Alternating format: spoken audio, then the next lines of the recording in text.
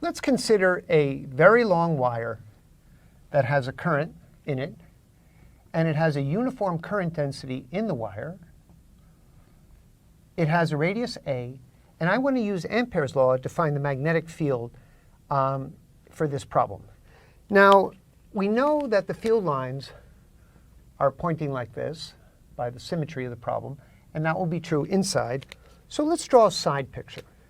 So here we have a picture of the field, and you can see that the current density is coming out of the plane of the figure, and so our B field lines are pointing in this direction.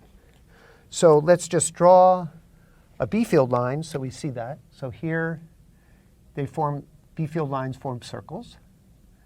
And what we notice here are there are two regions of space, 1 and 2, and outside. So I've just drawn the magnetic fields associated with the source. And we have these two regions in which we want to find the magnetic field. So we have region 1, which is going from 0 less than r, less than or equal to a. And r will be a variable, and we'll show a picture of that in a moment. And 2, we have a less than or equal to r. So I'm going to apply Ampere's law separately for each of these regions. And so what I have to do is pick an Amperian loop that matches the symmetry of the problem. So I'll choose my Amperian loop, shown here in yellow. We'll call that just the AL. It has a radius r. And inside that loop, we have current enclosed. So now what we want to do is calculate the two sides of Ampere's law. So we have B dot ds is equal to mu naught I enclosed. Now, here, just like the infinite wire, this is just, the B field is tangent to the circle. It's uniform on the circle in magnitude. And so this integral just becomes B times 2 pi r. Notice 2 pi r is the length of the circular path. This is a line integral. Now, over here, the definition of I enclosed is over any surface with the loop, the Amperian loop, as boundary. I write that all out right now because sometimes this is not so obvious. So for instance, and it's the flux of the current density through that surface. Now, in this case, we'll choose, because J is in this direction, we'll also choose our n hat in that direction. So that's out of the plane of the figure.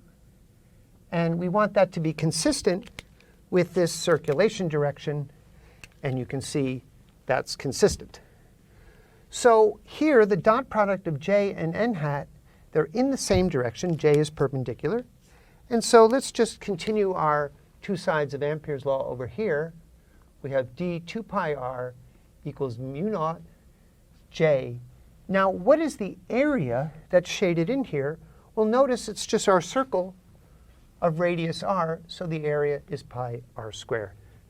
Now, once again, I'm going to choose a unit vector in my circulation direction, and I can solve for the B field inside this region. It's equal to mu naught J times r over 2 theta hat for 0 less than or equal to a. Now, again, the important point here is that the Amperian loop is a probe, not at a point, but over a particular region of space, in this case the circle, where the B field has the same magnitude everywhere on that circle. And we're using that as a probe to find the magnitude of the B field, and then we know the direction by the symmetry. So this is the case for region 1. Now, again, we haven't specified the relationship between J and I. You'll see that show up when we do region 2. So now let's repeat the calculation in region 2. So I'll make my wire cross-section a little smaller.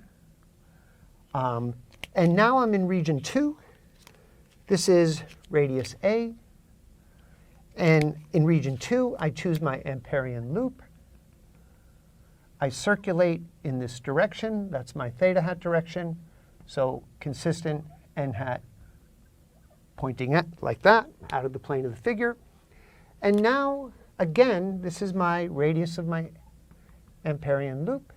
And notice that the left-hand side for these cylindrical geometries, it's always 2 pi r times b.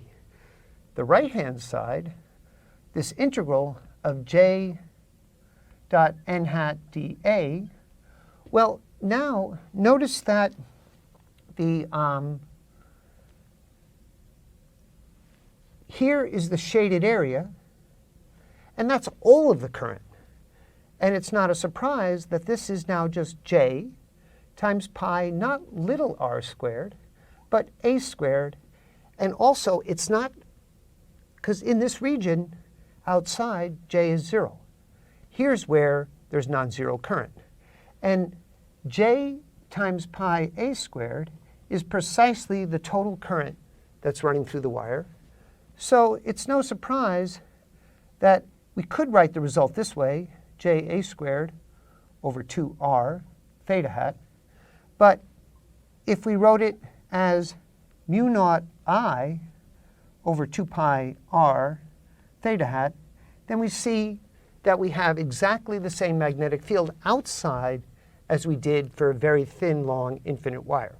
So here's our second example for cylindrical symmetry, where J is uniform.